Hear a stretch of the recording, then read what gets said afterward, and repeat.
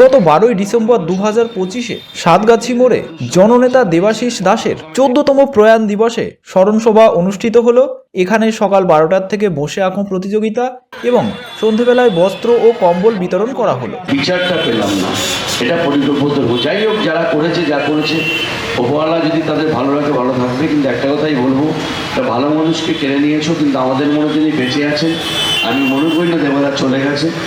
আর সেই দিন থেকে অনেক লড়াই করেছে কেয়াদি। আমি নিজের দিদির মতো যাকে শ্রদ্ধা করি, ভালোবাসি, যার পারিবারিক সম্পর্ক আমার সাথে। আমি দেবদার মা এখনও সুস্থ স্বাভাবিকভাবে আছে, সবার মাঝখানে সবাই ভালো করে রেখেছে। বাড়ি পরিবার, 2 ছেলে আছে। জানেন আপনার এই অঞ্চলের মানুষ কত টর্চার, কত রকম প্রথমভাবে তাকে রাজনৈতিকভাবে হ্যাকেল করার চেষ্টা করেছিল, বসিয়ে দেওয়ার চেষ্টা হয়েছিল। কারণ সেখান থেকে বোঝা যায়, সেটা থেকে বোঝা যায় যে দেবদার রাজনীতি বন্ধ হোক, সাথে তার পরিবারও রাজনীতি বন্ধ হোক। যদি দেবদার প্রতি সিম্পাথি থাকতো, দেবদা যদি খুলি না হতো, তাহলে তার পরিবারের প্রতি আক্রমণ হতো না কেন? কারণ তার পরিবারকে বসিয়ে দেওয়ার চেষ্টা হচ্ছিল। তাহলে ভাবতেই হবে এর পেছনে কোনো উদ্দেশ্য ছিল। যাই হোক, ভগবানের আশীর্বাদ এবং এই অঞ্চলের মানুষ যেভাবে কাঁধে কাঁধ দিয়ে, যারা বেঈমান 2-4 জন ছিল তারা নেই, বাকি সবাই আছে।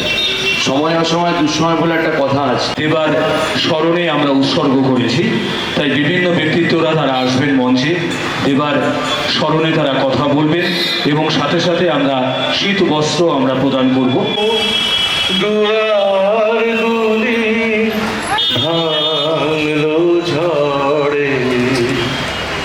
জানি নাই তো তুমি রে আমার ঘরে, যে রাতে দুয়ার গুলি ভাঙলো ঝড়ে। কোনো জাদুকাঠি হাতে পেলাম, সবার আগে যে তারিখটা বদলে ফেলবার চেষ্টা করব। প্রথমটা নিশ্চিত করে আমার নিজের বাবার চলে যাওয়ার দিন, আর অবশ্যই তার পরের তারিখটা 12/12, এবং যদি সম্ভব হয় সেই সালটাও হয়।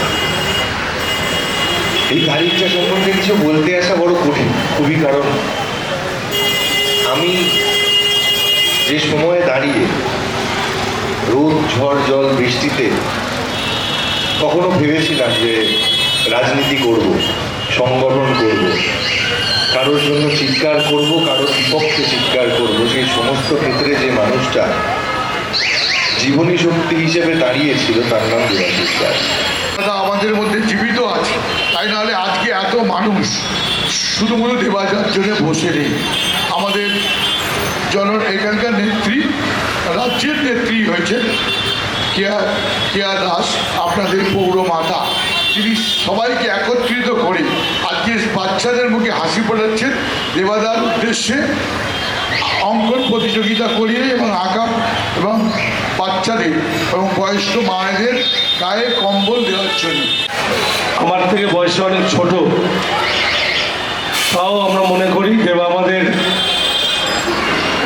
সবসময়ের জন্য একজন সহকর্মী, সঙ্গী ছিলেন। দেবার স্মরণ সভা আজ আসলে আমাদের এই সাতগাছি অঞ্চলের লোকদের কাছে, যারা সামাজিক কিছু কাজকর্মের সঙ্গে যুক্ত বা তৃণমূলের যারা দীর্ঘদিনের বন্ধু, একসঙ্গে চলে, তাদের কাছে 12/12 এটা একটা ব্যথা। 2012 সালের 12ই ডিসেম্বর যে ঘটনার মধ্যে দিয়ে আমরা দেবাকে হারিয়েছি, সেটা আমাদের সকলের কাছে স্মরণীয়। দেবার অনেক কাজ ছিল। আমি এখনও বলি যে অঞ্চলে অনেক কিছু কাজ, যে কাজগুলো করতে গেলে আমরা অনেক ভাবি, চিন্তা করি, তারপরে হয়তো সেটা মুভমেন্ট করি। তো দেবার কাছে এগুলো ছিল না। যেটা মনে করতো সেটা তখনই করতে হবে, এখনই করতে হবে। তার মাধ্যমেই দেবাশিস দাসের বা দেবাদার প্রিয়জনেরা তাকে স্মরণ করলেন। এই মুহূর্তে চলছে প্রিয়জনদের হাতে শীত বস্ত্র প্রদান অনুষ্ঠান। সকালে বিভিন্ন বয়সীদের সাথে নিয়ে বসে আঁকা প্রতিযোগিতার আয়োজন।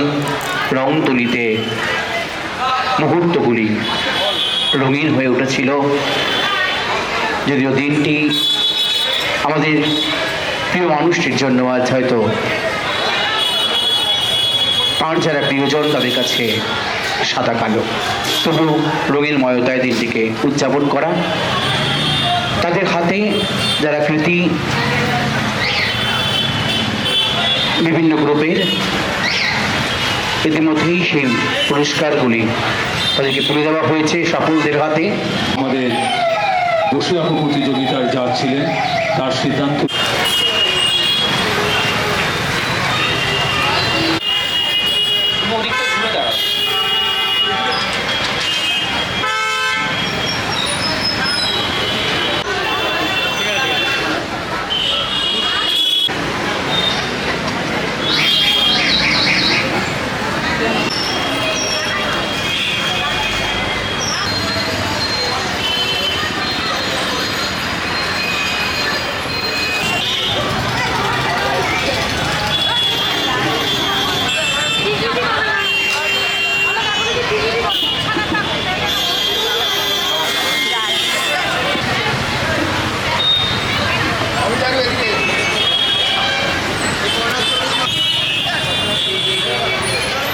আমরা ধীরে ধীরে তম্বল দিচ্ছি, আপনারা আমাদের সাথে একটুখানি